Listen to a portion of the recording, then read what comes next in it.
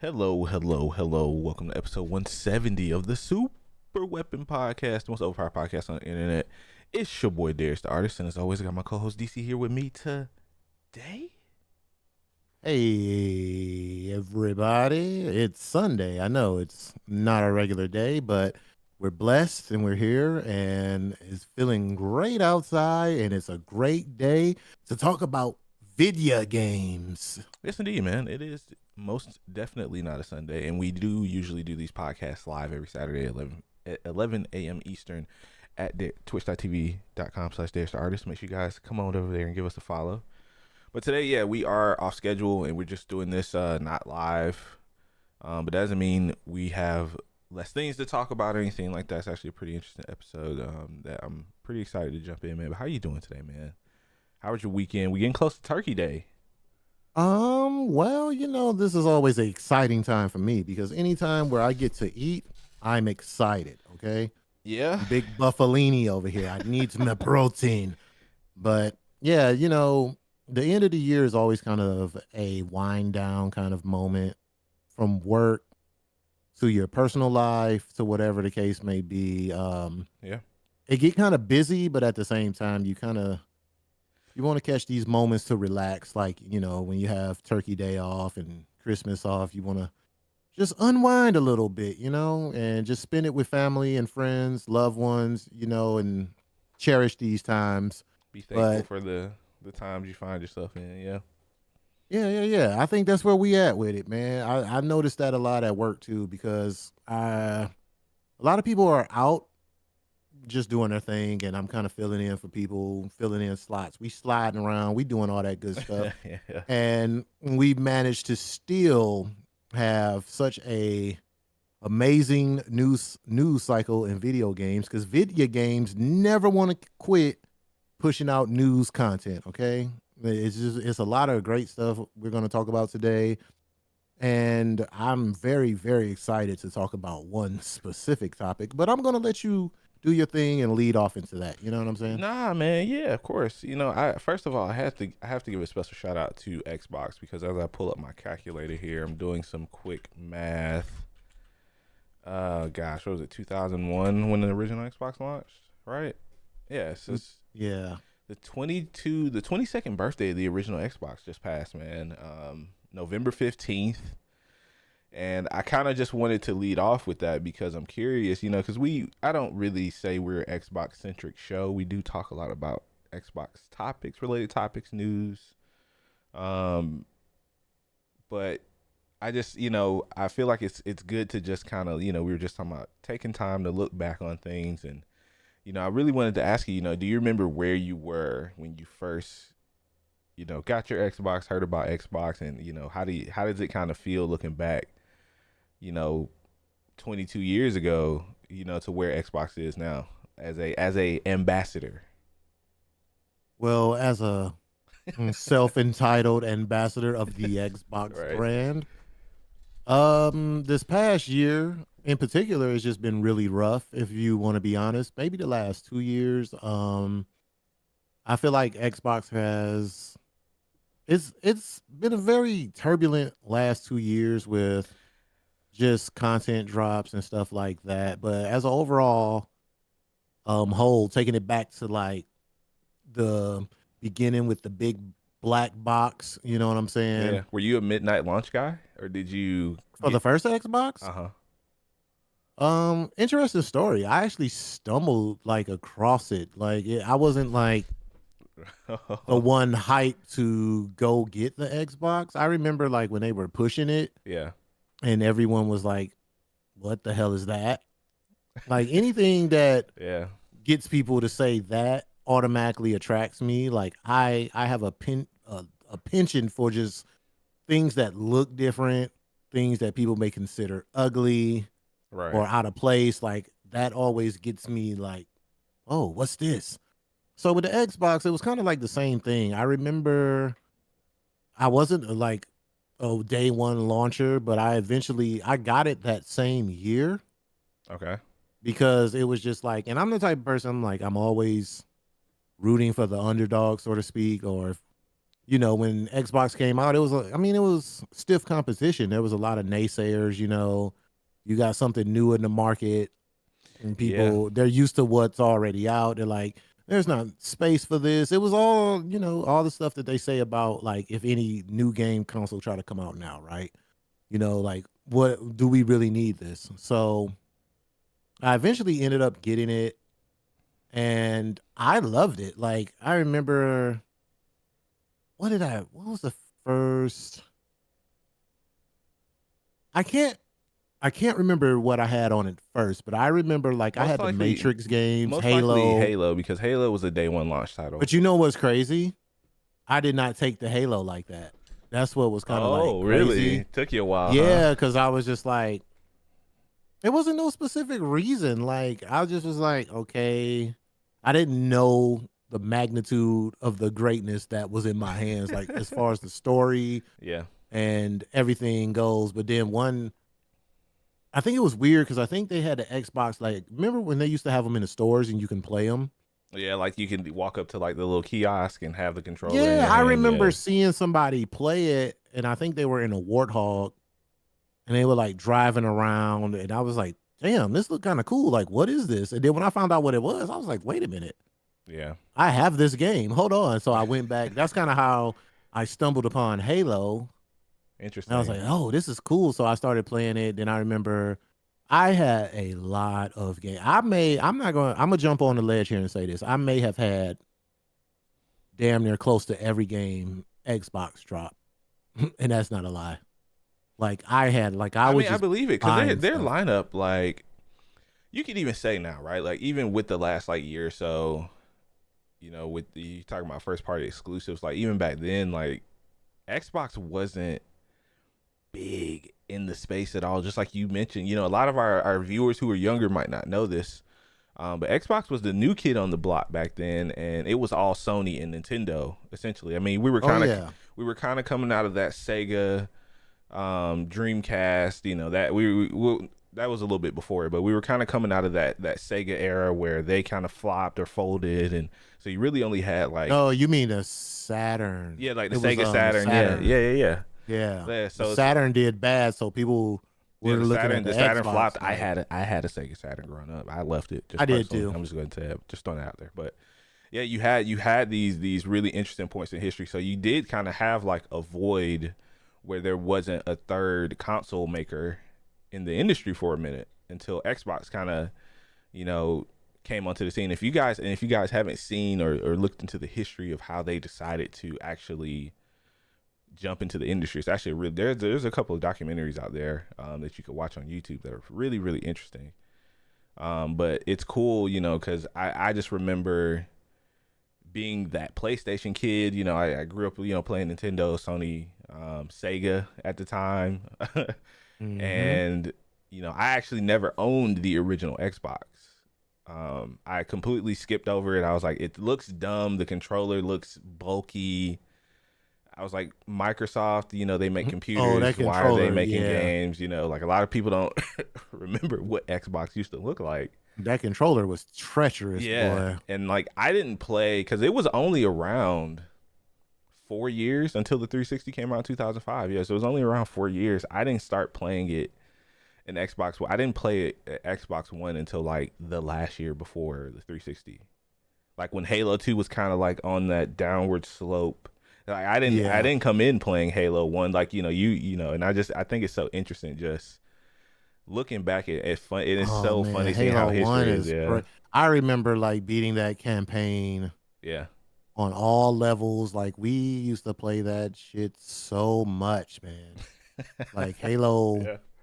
And I was like, bro, wait a minute, hold on. I was like, this game is actually pretty freaking good.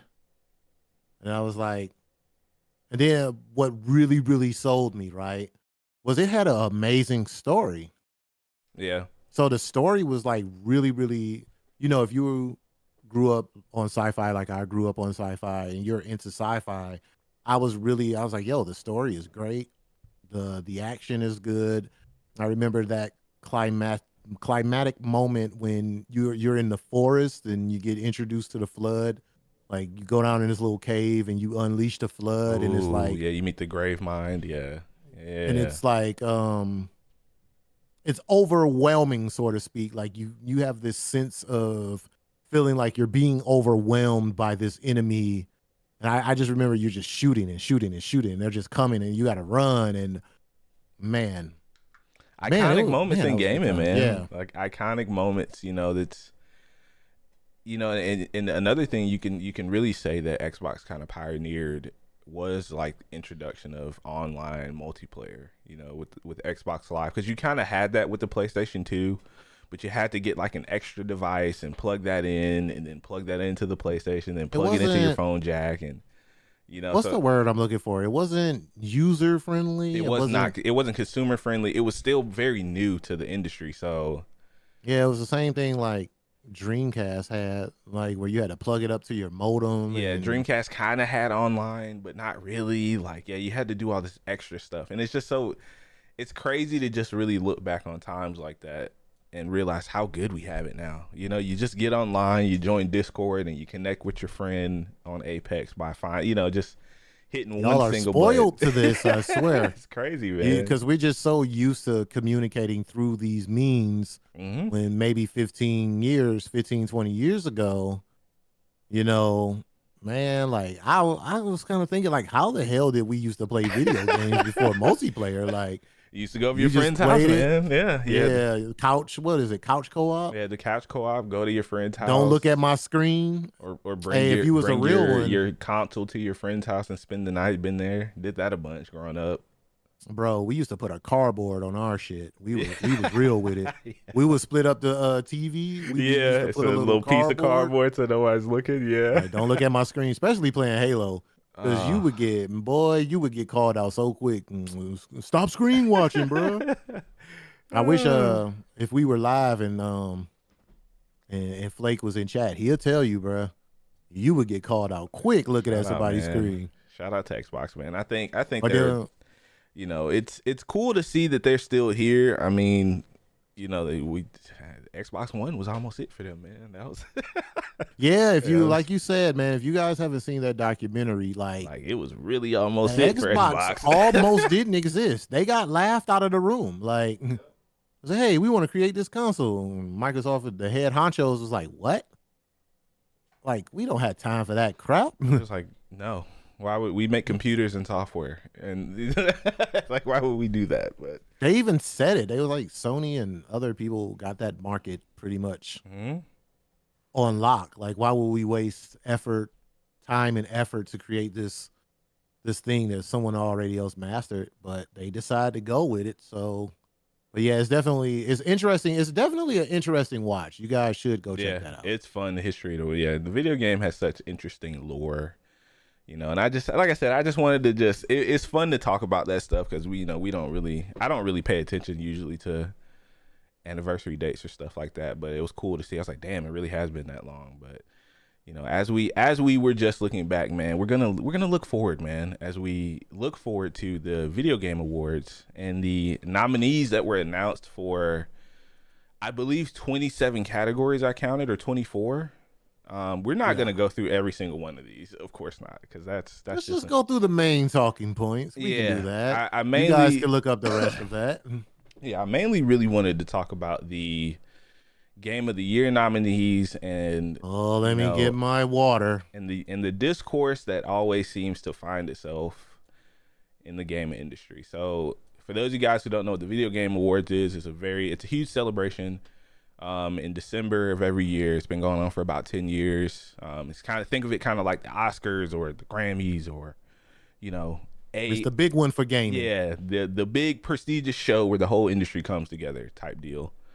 And so we, it's December the 7th, I believe. Very, very excited about it. But we have our six nominees for Game of the Year, which these were voted for by, I believe, various media outlets and community members. So this was not like something that Jeff did by himself, because I know a lot of people were upset at him. But so we have Alan Wake 2, Baldur's Gate 3, Marvel's Spider-Man 2, Resident Evil 4, Super Mario Brothers Wonder, and Legend of Zelda Tears of the Kingdom. So those are your six nominees for Game of the Year this year. excuse me, I think this is a pretty stacked list. And before we get into the individuals, who you think's gonna win, you know, I do want to ask you, DC man, where are the Xbox games at, man? Where's do you feel do you feel as though Xbox was snubbed from this list? We always have to speak in truth here, right? I love Xbox. It's ride or die. It's like my Detroit Lions. We in there. No, through thick and thin, we in there. Right. But you gotta call it how it is, right? You gotta be honest with the people. I try to be honest with the people. I try not to be, one of those people who say, Xbox can do no wrong. This really hurts because it goes with what we've been talking about for like the last 8,000 episodes. Microsoft needs to produce. And I'm not mad at the Gamer Awards for this because the community at large, let's say that. The gaming Well, yeah. They haven't produced yet. Honestly, like if we're honestly speaking, Xbox, I mean, the last game that they did have come out was Starfield, which Starfield is a good game. Whatever, we sit on the opposite sides of the track on that. I feel like it's missing a lot for it to be even called a good game at this point, because I've tried playing it some more again, and it's like look, Starfield developers, I don't want to rag on you guys, right? That's not my purpose. I don't get off to taking a dump on someone's product, right? With that being said, but the more I try playing a game again and the more that I play, I get a little upset with how we got here. I'll just say that. Like, there's a lot of things that I expect. We don't have to go down this road. We talked about Starfield too much. Go check the old episodes, but they're missing a lot of key components to make this game a good or a great game. And for them to be left off the list, and with all the great games that came out this year, I completely understand why they was left out of this specific category. They did get a category. I think it was like best RPG, something like that. But I believe they are in the RPG category. Let me pull it up. For game of the year, for them to get left off that, a lot of people were screaming, they got snubbed, and no, they didn't. It was just a year full of heavy hitters, and you had to bring it. Like, you had to bring it. And I feel like Starfield kind of dropped the ball a little bit. So you got all these games, and unfortunately, they can only pick a few. So I'm not mad as an Xbox person. You know what I'm saying? I'm really looking forward to seeing what the new president is going to do. Like, what is her plans? What is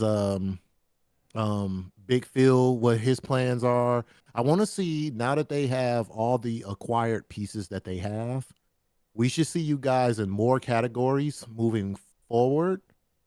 As they start to develop and crank out these games, I want to see what they're going to do, man. It's just, I know it sounds like, just repeating yourself over and over every episode, but honestly, that's all we can do. Now that they have all their pieces, it's time for them to start kind of like, laying it out like, okay, this is what we're going to do. This is the type of games that we want to bring out. Right. You know what I'm saying? So, yeah, man, I'm a little disappointed, not going to lie. But at the same time, I'm not kind of mad at this because I know where Xbox is. So we'll get it right. I think we'll get it right soon. Yeah, I'll say this much, man. Yeah, we do disagree on the Starfield take. I think, once again, right, for me, a game can be good, and that's fine. Like, good to me is like a 7. Good to me is like a 6.5. Mm-hmm. Starfield, that's where I have it at too. I have it at about a 6 still. I think Starfield is a good game. And if it was not this year and the game came out, let's say last year, I think it probably would have been considered for Game of the Year. It definitely would have. But it's just like you said, right? Like, there's so many good games that have come out this year. And honestly, I mean, this list could have been like close to 10 titles long instead of just the 6 that are, being shown for Game of the Year, for GOTY. I mean, honestly, just looking at this list, if I'm being completely honest, I think the weakest game on this list, and a lot of people are going to disagree with me, is probably Spider-Man 2. And that's like how strong just the list is. And like, you saying that's not even like taking a dump on a game. No, that's just saying not. Out of the group of games that's on there. Yeah, I It's mean, the weakest one. I do, and I feel So what would be your strongest? What would be what you would consider like? what What do do I you think think is is going to probably win? going to win? Honestly, I think just based off of everything that I've seen from the various communities, gameplay videos, just what I think.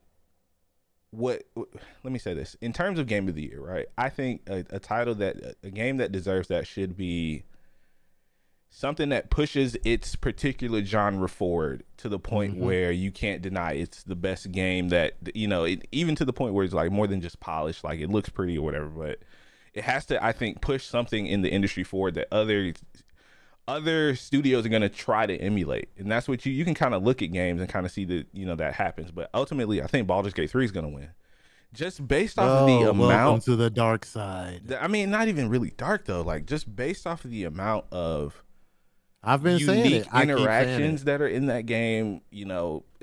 People love the weird animal sex, the bear sex, whatever. Y'all got it. Oh my But god. just like in terms of like combat, the kind of cool story beats you can Got the take. D&D elements. Yeah, like just watching this game, I always see something new and different, which I think is really incredible. I mean, I would also kind of push for Alan Wake too, but I don't think Alan Wake really has the juice to pull it. But yeah, before You it was with me definitely then. I was definitely I thinking Zelda before, but it seems like people done cooled off on Tears of the Kingdom as the years gone on. I mean, because Yeah, there's really man. nothing else I've that been came saying out in it the from the summer. beginning. I think Baldur's Gate is going to grab. If I was to make an even bolder prediction, I think they might get about 3 awards, man. They're gonna win a few. Because I mean, people it has the most, I think, nominees across. I think it's like 8. It's in like 8 different categories. they're going to bring about 3 home. My Yeah, prediction is they're going to bring maybe 3 home because the reason why I've been saying Baldur's Gate and the reason why I never wavered on that is because I remember when this game dropped. Like now, mind you, when Zelda and all these games dropped, yeah, there was those everybody stopped breathing moments, right? yeah, But it was something different. it, When Baldur's Gate dropped, there was a different kind of high. yeah. Like the way people were talking about the game, people never played that type of game before. It was drawing in new audiences. It was like I just remember it was like a it was just something different about the hype that was around that game. And And to be I don't honest, know, man. man, like I believe they're gonna do it. to be honest, like if you remember when Zelda came out, a lot of people were talking about how the game never seemed like the game really reached its full potential because of the Switch. They had to take so many liberties to optimize the Hmm. game to get it to working, get it to work. The overworld, the entire map was essentially kind of the same. Of course you could go underground and above the map, but there was some pretty people had some pretty harsh criticism of the game when it came out, and honestly, I think they were pretty valid. Because we've talked about Nintendo before on this podcast at length, man, and how they typically will print money with their projects, and I think Zelda was a resounding success for them. But I think when people think of Game of the Year, they'll look at Zelda and be like, if that came out in the Switch too, that probably would stand maybe over the rest of these. I think Mario. I've seen nothing but good things about Super Mario Wonder, to the point where people are like, man, this is like my favorite one since Super Mario World 1 or 2. Like people are really speaking highly of it, but I just think in terms of, like I said, it pushes what developers can think to do in a game. Like it pushes Hmm. their imaginations in that boundary, for me. And I think Baldur's Gate 3 really does that. And that's once again, no shade at Spider-Man. I think Spider-Man 2 looks fantastic. A lot of people really loved it, but what do we always talk about on this podcast? It's a known quantity. Right. We know this game was going to be great, but I'll even take it this far. I don't feel like outside of Naughty Dog, there's no first party PlayStation studios that takes any risks anymore. They have their formula for things. They'll refine it a little bit. You look at God of War Ragnarok. it was just kind of like a refined version of the first game of the 2018 title. It didn't really take any risk. You know, it was a known quantity. We knew that game was going to be good. Right. I feel much the same about Spider-Man 2. You know, Resident Evil 4. As much as I love this game this year, it was a remake. You know, it was a fantastic remake, but it didn't do anything. Once again, it was respecting a lot of the old that came from the original title, so they didn't do anything groundbreaking with it. So I don't know. To answer your question in a very long-winded fashion, I think Baldur's Gate 3 is gonna. Sorry for rambling. Yeah. Jesus. No, man, that's what we're here to do. We talk about what we love and we ramble a little. Yeah. You know, But it's I don't all know. Like, good. do you feel that way? Like about like PlayStation games, like first-party games, like that they're.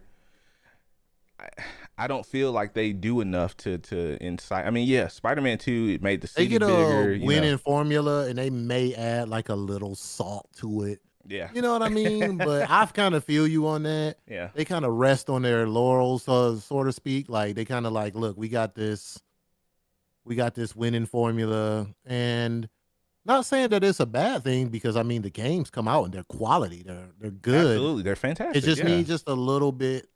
I understand what you're saying. I feel that. Just yeah. step out the box a little bit. I don't know if that's because I've been, and I was thinking about this on the drive home earlier. It's like, man, I've really been playing video games most of my life. You know, at this point, like 20 plus years, almost 30 plus years. You know, 30 years, damn near close to playing games. And I don't know if it's that at that point where I feel compelled to seek stuff that'll give me some sort of different, you know, some sort of different feeling, or I don't know. It's tough to explain. Well, I think like with Spider-Man, what really got me sold, and I would love to see more of that in the upcoming installment, is how well, I'm pretty sure you guys played it by now, but if not, spoiler alert. The intro, like I want to see more battles like that, like the big kind of like taking it back to those old God of War games. Especially like I even think God of War kind of missed out. The recent God of War kind of missed out on that. Bring back like these big opposing enemies, Give me these the big spectacle. crazy battle. Yeah, because like the whole Sandman intro was just like a chef's kiss. Like it was awesome. Set the game up so good. And I kind of feel like, hear me out, Spidey people. Don't attack me. Don't web sling me. None of that. All right. I felt like the Sandman battle was so big in scale that it peaked, and then as you play the game, it kind of went down a little bit. But it goes back up because you're like, when you start interacting with other bosses and stuff, and the boss fights are definitely the highlight. I think for me, like when I play Spider-Man games, I feel like that's like outside it puts of like you web on slinging, ice a little bit. Yeah, like I know, like some of the Miles missions, kind of what I like to say, they icebox you a little bit, like. Because you come off this fantastic high of like this great battle, then it's like, oh, let me go to school and play a prank on someone or something. It's like, wait, what? Like it's kind of weird like that. And I see what they were trying to do. I see the vision, but this is just a me thing. Like some people may have enjoyed the little side missions, and all my people. I think you're right though, man. And honestly, maybe we will start to see, like I said, you look at studios will look at each other for inspiration. Like, especially, I think a lot of studios are going to try to take after what Baldur's Gate's done. I mean, they did the same thing with Zelda when it came out in 2017. That style of open world, you can go anywhere from the moment you turn the game on, or, I think we're going to start to see studios, hopefully start to see studios push innovation along with just technology. I mean, because we can even talk about another category I wanted to talk about was best art direction, right? Like I think this is a pretty strong list. There's only 5 here, which is strange. I'm surprised there's not a 6th game here, but it's Alan Wake 2, High Five Rush, Liza P, Super Mario Wonder, and Legend of Zelda: Tears of the Kingdom. I outside of like Tears of the Kingdom, I think the other 4 Liza P. Is between that and High Five Rush for me, if I'm being completely honest. Like I was just watching who was I watching last night playing Liza P, and he loves the game. It I got want to say really it was great Lord reviews. Balvin. Yeah. He was saying that he was like, yo, if you're into the Souls type games, He was like this game was done really well, and he was like, I think it should win. You know what I'm saying? Something at the award show. And watching him play, I just have a hard time with those type of games. I I don't got mind you. watching them though, especially when someone's very good at it and they kind of know what they're doing. Because It's I was watching entertaining, yeah, for sure. Balvin play it. Yeah, yeah, yeah, and I was like, damn, why am I not that good? Like, I suck. Yeah, yeah, But yeah.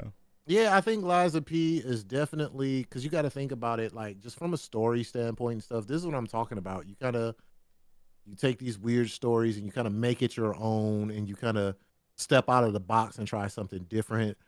I want to say Liza P probably should get it. What I would love to see get is Hi-Fi Rush, just because of the concept of how you battle in that I game. love the art style of Hi-Fi Rush, man. Like It has a little funky art style, the way yeah. that you battle with the beats, and I'm gonna say, man, um it was definitely one of my favorite games of this year.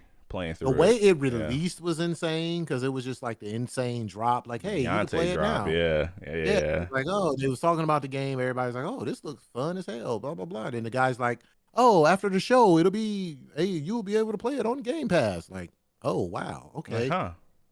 yeah, yeah, hey, Big Phil, do more things like that, man. Big Phil, hear me out here. Just kind of, just drop some stuff on Game Pass, do some craziness. Like, I feel like, it's easy for me to say these things, but like I said, we always try to look at how companies work and how they do things. Yeah. Everything's very calculated and precise, and they're trying to get like maximum monetization out of every move that they make. You know what I'm Get saying? their return on that But investment, yeah, for sure. yes, sir. Yeah, yeah, yeah. So, a lot of the stuff I just be wanting them to do, I know they probably thought it over. Like, don't think that's the best way to do this, but I would love to see Hi-Fi Rush. I would love to see them take it.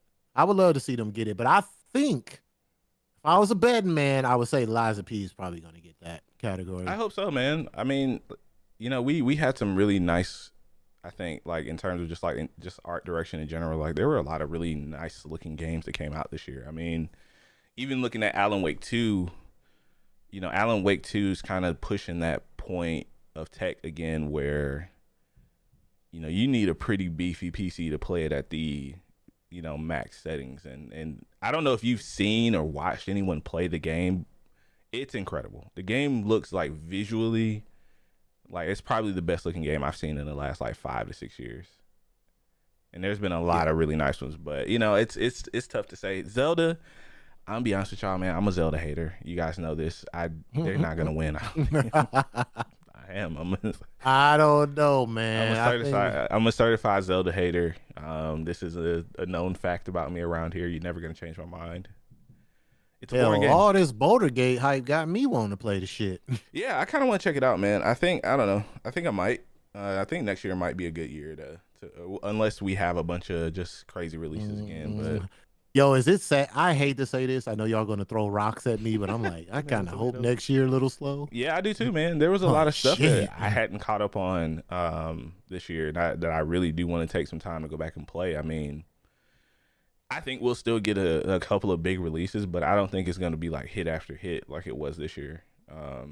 Unless the Switch 2 comes out, and then we'll see what happens with that. But that's the Game Awards, man. Like I said, guys, we're gonna definitely be watching this live. We'll let you guys know some details in the next few weeks as we kind of approach that December date. So make sure you guys are in the Discord, following us on YouTube and stuff, man, so you guys can keep up to date with a lot of the upcoming events and stuff that we plan December's on gonna be covering. fun, Yeah, man. and we also have December's gonna be fun, man. We're gonna start the month off with a very special guest that I've been dying to talk to. Then we're just plotting out some stuff to do for the Yep. Game Awards. It's gonna be great, man. Yep. I'm You pumped guys for it, make sure man. you guys are there, man. But speaking of superhero games and the future next year, we are going to be talking. Let's talk about Suicide Squad, man, because I'm going to be completely honest with you. Before I watched the documentary, the 20-minute video that they did, I actually completely forgot about this game. Like when they said that they were going to delay it after, it was earlier this year, right? Like around E3 when we got to look at the game. Is that sound? I guess so, because I'm And the last person you want to ask because I feel like, because I remember us talking about if it. you forgot about it, I didn't definitely buried it in the back of my mind somewhere. So yeah, this So game comes out February 2nd, which is, once again, that surprise shot me. I don't remember getting another release date after they delayed it, but it's February 2nd. They're gonna be doing like this series of delayed. nah, they're not gonna delay again, no way. I think so. I think Nah, so. we're gonna talk about it, but they're doing like a series of documentaries leading up, I guess, to the release of the game, which I think is pretty cool. And it speaks that to me, it feels like they're confident about what they have to show people. And I will say this, and I don't. First, I'm curious if you actually had the chance to watch any of it, of the 20-minute video that they put out this past week. They essentially covered like story and some of the combat stuff that you can kind of expect in the game. I watched a little bit of it because I feel like when people send me stuff, I try to make because I get stuff sent to me all day, Yeah, literally. understandable. So I try to make, a good effort to at least watch a little bit of something. You know what I'm saying? Yeah, for sure. Especially if I know we're going to talk about it. And to answer your question before you even ask it, like, I'll give them credit, man. I'll give them credit. It seems like It looked much better than what we saw a couple months ago. Yeah, it looks. I'll give them credit, man. I'll be honest with you. Yeah. It looks a lot better. It looked like they took the criticism on the chin. Yeah. Was like, hey, let's, because I mean, man, come on, man. I say this all the time. Like, dude, I'm a graphic designer. I get it. So for you to build something and for somebody to just kind of dump on it, so to speak, it takes a lot. Like, it's mentally draining. Like, there's a certain level of respect that we have where we try not to just yeah, we give our takes, but we don't want to go overboard. But right. I get it. Like, I know it's tiresome. It's just, so you put your best foot forward, and then you get all this critiques and kickbacks, and you like, oh man, I thought we had a hit. Like, I thought we had the one right here. Right. Damn, they just taking a shit on our stuff. Yeah. But yeah, I once you get over that hump, like once you get over that out of your mind, like, yo, the people not really feeling it. So what can we take away from what positive criticism can we take away from this, right? Yeah. Let's look at what the people are saying. Not all the trolls and people just, oh, your game looks like shit. Okay, thanks, buddy. You're helping. Thanks. Like what is it about it that we missed the mark on? Yeah. When you get down to like certain comments, and they have people on their teams who literally do this. Like, this is a thing. It's almost like a survey. Like, let's see what people talking about, right? So, okay, they say it looks, the graphics, blah, blah, blah. Okay, let's see what we can do here. But I mean, I say that to say this. Like, it seems like they're listening to the people, which is always good. And they're looking to improve this game. I want it to win because I want to play a good hero game. I just want to play a good hero game. Yeah, man. Like, I'm right there with you, dog. Like, I think that I need something to play with the bros. What they showed just in this initial first episode was, I think, looks really fun. I think they did a great job. And the fact that they're showing that is a step up too. That's what I'm saying. Like, this being to me very shows that transparent. they feel like they're confident in the product that they're going to put in front of people. Yeah, and show that shit, man. I think the strongest thing for me that kind of stood out was just the story in general. Like, I'm really digging what they're putting down, because I want to know, and this is how they got me. I was like, I want to know if they're really going to let us kill the Justice League. Like, or is this just going to be a red herring kind of situation? Or you'll just knock them out, or you'll incapacitate them. They're not really dead. I really hope it takes that typical, or not typical, that DC route where you have some heroes that will and can die. Like, I would be all for that. Like, what Earth is this? What Earth are we talking about here? All I know is that it's the same universe as the Batman Arkham series. So it's the same. Because I mean, the whole point of creating like a multiverse in these comic book worlds is basically to kind of have moments like this. Yeah. So I wouldn't be surprised if they just put it on a planet. Like, hey, they actually died here. This definitely isn't like main DCU continuity. No. Yeah. Sure. On Earth 298, this happened. Right. So Brainiac actually mind controlled them, so we had to kill them. Yeah. Yeah. So And I'm not mad at that. Don't get me wrong. I get the whole reason why we create these multiverses and stuff No, like for that sure, for because sure. it Yeah. makes it interesting. Like if we didn't have multiverses, we wouldn't have all these great comics that we have today. But yeah, I can see them literally like let this happen, and I can actually see it being a good story behind this as well. Like, I don't Yeah. think that it's gonna be. Please don't make it something like cheesy, like, oh, we killed the Justice League and then wake up and it was a dream. Well, not Right. that We bad, killed the not that bad, evil but side yeah, of them or something. Yeah. But nah, yeah, like I think they got something here, man. Like it definitely looks really interesting, and I like the character. At first, I was kind of, I don't want to say I was confused. I was curious about how these characters were going to interact with each other. You know, Captain Boomerang, hmm Harley, Deadshot, and King Shark. And I remember watching the first trailer that we saw back in June. And the thing that concerned me the most, which I still need to see more. It looks better, but I need to see more is the gameplay, the actual moment to moment individual character skills, and how they're gonna kind of fight. Because I remember when we watched the trailer, you kind of commented on it as well. You was like, man, it just looks like they're all just shooting guns. They don't yeah, look, it was a lot of gunplay. they didn't look unique in any sort of way. But I think that they did a good job using the story to kind of set up these individual abilities for people like Captain Boomerang, and he can run really fast because he stole that gauntlet out of that hero museum. And it's really cool to see. Like I like how they're weaving lore and stuff into the gameplay, and it looks really interesting. And how I'm very curious to see more. I have I'm bated breath a little bit. I need to see, because we know this game's gonna have monetization. It's a live service game. We know it's going to. What game was that they got rid of the live service? Um, Was it Justice League? There was a game recently that they said they were getting rid of the live that maybe that service aspect might of have it. been EA that's done something like that. I don't know if Warner Brothers has, because the only other I'm doing air quotes here, live service game I think that they have is I think it's Gotham Knights that came out last year, and it just kind of disappeared after it released. Like Yeah. it wasn't really like super well received. But I don't know, man. I really feel like this game has potential, at least especially from the story standpoint. This looks like it could be as good as the Avengers, the Crystal Dynamics Avengers campaign. I thought that was great.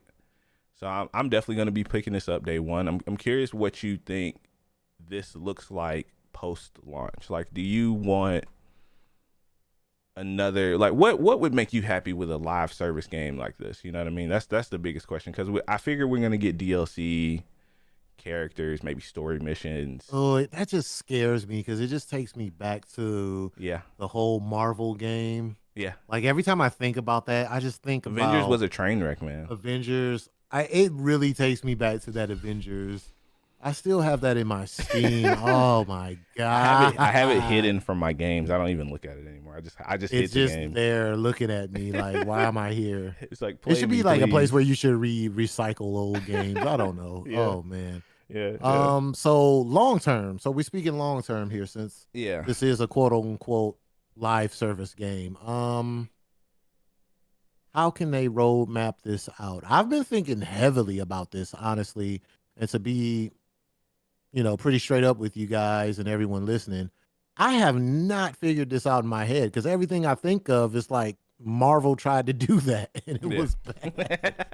Yeah. With live service games as a whole, we're just gonna take Suicide Squad out of it for a minute, right? I think what they fail at is having it's it's the amount of content, right? Yeah. And part of that is the consumer's fault. I'm gonna blame you guys. Just hear me out though, because we get stuff and we just burn through it. Like we get DLC, we get stuff, and it's like 2 days later you didn't beat it, and then you're like, okay, what's next? What's next? What's next? What's next? Then you start to get mad because It's the nature of the beast. Yeah. yeah, it's like kind of the nature of the beast. But with that being said, could these set pieces be longer? Can they be? Well, they can't be too freaking long because that's like damn near building a game inside of a game at that point. Yeah, it's kind of But tough because just like you said, like it puts you in people. a real bad situation, right? Like Mhm. it's hard. Like live games with a service, whatever the hell you want to call it, it's hard. It's really hard to make these type of games. As far as Suicide Squad go, bro, your bet is better than mine right now because I've been trying to figure this out for at least Yeah, I'm pretty much 2 months. yeah, I'm the same way as you, man. Like it's a tough way to think about it because they, if they go the big route, the will give you one or two big DLCs a year. Mm-hmm. I think just people's gamers who play live service games have like they grinders, man. They'll grind through some stuff quick, and Mm-hmm. I don't know what they could do to keep player retention. I mean, you're gonna definitely have like the first couple months be probably the highest for a while because people are gonna be checking the game out. You're gonna get your marketing stuff done. You're gonna get content creators involved, of course, and I hope the game has enough variety in the combat, and that's the biggest thing I think that'll help people stick around longer. Because for as bad as Destiny's kind of hurting right now, the one thing people always say about the game is that the combat's great, and that's true. And that's why I'm really anticipating the next episode they're gonna release because I believe they are touching on more of the customization type stuff you can do because I would really love it, and this is where I think Avengers messed up especially with the population is let people play more than one of the same character. So what if I want to play with my 3 other friends and they all want to play Harley Quinn and we have 4 Harley Quinns running around Metropolis, let us do that. Sure, you can have the cutscenes with the proper characters in the cutscene, nobody cares. Just let me run around the city. Like the You know what I mean? realisticness, like to a point, you got to kind of bend some rules, right? Yeah. Like I get it's supposed to be like a certain way, but you got to bend rules a little bit to, Mm-hmm. like you said, with a live service game, you want to make it as engaging as possible. And like, if I can't pick a character, like, you know what I'm saying? Because Harley Quinn, for example, come on, like she has a big fan base. Like no Exactly. one probably wants to be Boomerang Man. Oh, nobody wants to be him. Yeah, nobody wants to do Because Captain I'm Boomerang telling you, now. like King Shark and Harley Quinn probably will be picked the most. I'm day one King Shark. I already made my mind up about it. I just want to run around and punch stuff. He looks fun to play, but yeah, it's just like because you imagine like if there is some sort of matchmaking in the game, this happened to me on Avengers. It takes forever to fill matches because you can only have one of each character. So what are you gonna do at that point? So don't make barriers for players to have fun. Like give them opportunities to explore the game, and to say that to go back to like to the gameplay. Give me the ability to have like a certain build. Like let's say I want my Harley Quinn to be melee focused, and she just goes ham with the baseball bat or whatever. Give her different melee Right. weapons she could use, or you want your Harley Quinn to be more focused on guns and traps and bombs or whatever, mobility. Like give us that. I think that'll help the game go a long way. That Mm-hmm. I think Destiny figured out a little too late in its life. Destiny 2, you could kind of do that, but it took them a long. Like now, I've seen some cool stuff in the game. Like, I ain't gonna bullshit. Destiny 2, the RPG elements of it looks fun, but I just don't want to go back to playing. I don't make the game feel like a chore. And I don't know Yeah, how I was Warner just about Brothers to is gonna say do that, that. but Yeah, I was gonna kind of say the same thing there. I was gonna say if we have to be repetitive, make it fun. yeah, And most live service games, like it does get repetitive. Like yeah. whether it's dailies, weeklies, or whatever, however they want to, Give me some sort you of know, variety. Like it can be it small. It has could to be be something. They have yeah. to figure it. Yeah, they have to figure it out because like what I don't want to see is okay. Well, you got to do this in a week, and then another week you got to do something similar or the same, and like All right. I don't honestly. Like we said in the beginning, I just don't see where they're going to take the culture. I Uh, don't see it. Like live service games are just it's a tricky bag, man. Like to make it entertaining and to keep people engaged and however long they said this game is supposed to last, It's like I kind of wish. I don't know. I'm starting to kind of agree with you now that I think about it.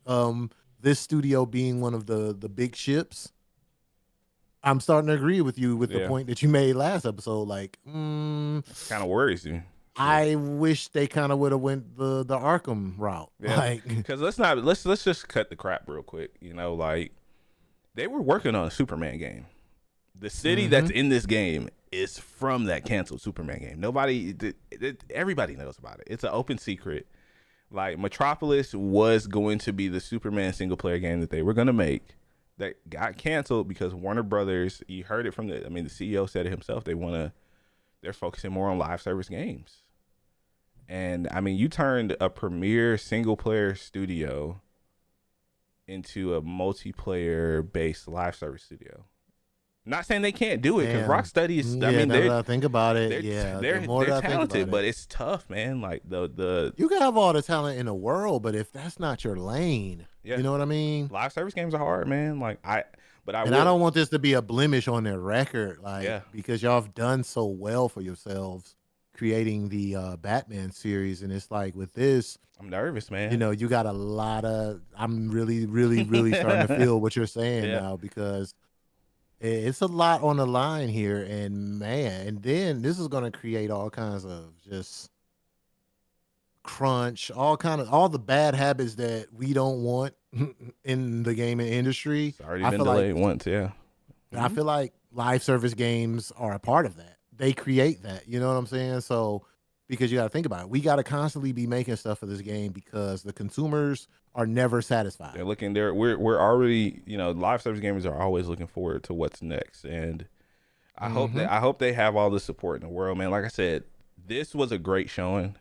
I'm infinitely more interested in the game now than I was before I watched the video, and I hope that it's gonna be good. I'm gonna play it. I'm gonna play it. I'm telling y'all here right now. I'm gonna play it. I'm gonna cover the game. But you know, we'll see what happens, and we'll just go from there, man. But what would make, like, I know we harping on this, but I just really thinking like, damn, like, what would make a good live service game? Like, how can we get this correct? I don't know there's anymore. been so many bad. Yeah, I'm really perplexed. Maybe y'all can hit us up in the comments. Join the Discord. Let's have a conversation about that. I would love to have like just an open conversation. With where live service games are at this point, it's kind of, to me, they function like battle royales do now, in that they have to have a certain amount of features for them to even be considered relevant. Like with battle royale games, in my opinion, it has to be free to play nowadays. It has to come from an established IP. Sense. You can't have like a brand new, never heard of game battle royale. Nobody's gonna fucking play it. I mean, I'm just being honest. You know, like live service games has to have that kind of variety, that player variety, gameplay variety. You know, from the jump when it releases, it has to have enough content to feed the player base until the next release, until the studio can catch up. That's major. Yeah. That's where a lot of these games get it wrong. They come out half baked. They come out half baked. They don't have enough. I wouldn't content. even say that. I wouldn't say that. I just think it's a scaling issue. You know, I think of, at least, and this is just, you know, if someone who works in the industry now, please correct me if I'm wrong on this. This is just how I think it works. Is studio works on main game. They get close to the end. People start to finish off their final assignments. They send the people who are done off to the DLC team. And that could be anywhere from a month to a couple of months before the actual game releases. The game releases, you're already behind the fucking 8 ball because you know, you clearly don't have the DLC done. You know, so you need time to work on the DLC. So you have to fill the game with at least 6 months to a year's worth of content outside of like small releases. Hey, here's a character pack. Here's a costume pack for Halloween. Here's your, you know, yeah. If you look at Destiny's set up, yeah.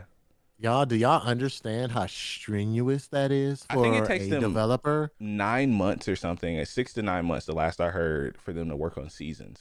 So you have to work at, you're always kind of constantly behind. So I think it's just tough no matter what. Yeah. Like, so it's in my opinion, it's an infinite scaling issue. Shout out to if you guys have seen Loki season 2 finale. Ooh. But Ooh. you can't scale for infinite, as he said in the show. But I don't know, man. We'll see. I'm gonna keep my eyes on it. Ooh, it's definitely a case study, yeah, boy. I'm excited to see it. Games. It's gonna be one of the first big games of next year, so we're definitely gonna be talking about it. So February's not that far. Nope. It is definitely not that far. February's a jump and a spit away from us right now, but it is indeed. Yeah, and then like I know this has nothing to do with anything, but hey, man, whoever decided to do these mid-season split-ups, this Attack on Titan style season, hey man, I got some beef with y'all, man. Justice for all the animators in the Japanese industry. That's all I'm gonna say. Japanese anime industry. Because whoever idea was it to split up Invincible like this, the way that they're doing season 2, I just want to talk to you, man. That's all. Live TV shows do it too, man. I hate it. I hate mid-season breaks. So wait a minute, hold on. What did you? I feel like that was important. I just don't want to skip over that. What did you say about overseas? What was happening? Just working conditions are terrible. For my anime community. No, the shit hit the fan this week. I was gonna say that's always been an issue though. Yeah. Like those guys work hard, but man. It hit the fan this week. Just real quick before we get out of here. So what the hell happened? Jujutsu Kaisen, the very popular anime and manga series. It's been really good the last few episodes. Like animation's been crispy, crazy. You've probably seen a couple of clips. So I've heard. Yeah, but I got to catch up with it. I haven't watched it. Yeah, so apparently it came out that the working conditions for them are horrible. They're not really allowed to take time off from working off of shows, and if they don't complete certain things, they'll be kicked off of working on JJK. Episodes were getting turned in and finished literally hours before they aired, and I think word on the street is it's like either this episode or the next episode is not finished, and the animators are basically like, yeah, fuck it, like we're going on strike essentially. So nobody knows what's really happening. So yeah, when I tell you the shit hit the fan for real, yeah. So bruh, you can only keep up with that for so. Yeah. That's been just a thing. Like, man, that's been a thing for so. And it's sad because Studio Mappa, that's the studio that works on JJK and a bunch of other big series, was started and founded because animators left the previous studio that they were. I can't remember the name of that studio. It's still around. They left because of working conditions from the previous studio they were at, and now it's the same thing happening there. It's sad, man. So what do we like? What's the answer to this? Like.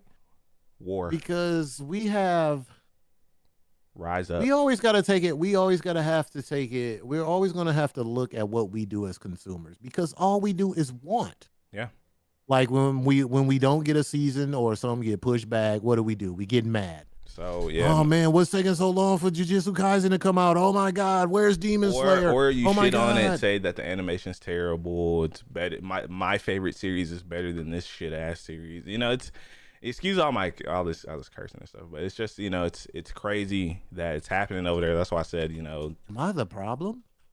Do I need to relax? I'm taking self accountability. We all do, man, to some degree. Yeah, I definitely like when my shows don't come. I'm like, oh man, where's such and such? Yeah. Why is it taking so long? So with that being said, we gotta have a little grace, man, because people are. Yeah, it was crazy. It was a big trending topic over the last week. I haven't heard about it over the last few days, but.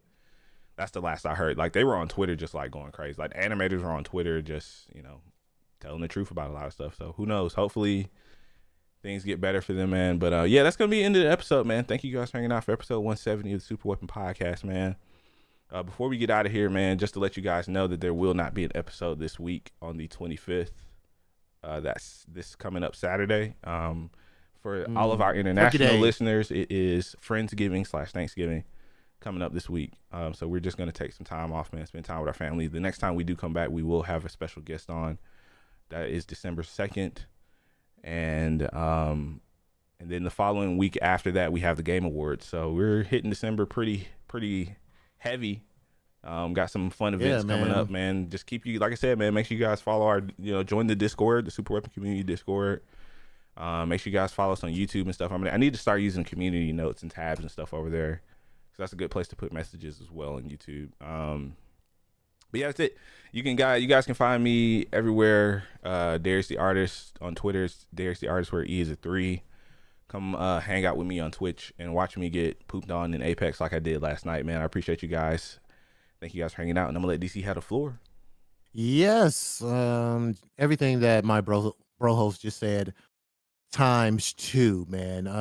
We're gonna take a little break for Friendsgiving, Thanksgiving, whatever you want to call it these days. Go eat some food, have some fun, and enjoy your family. But when we come back, we will have our guy, Terrible Gaming. Go check him out, man. Terrible Gaming is really, really good content, man. It's a little more mature content. We may have a mature podcast.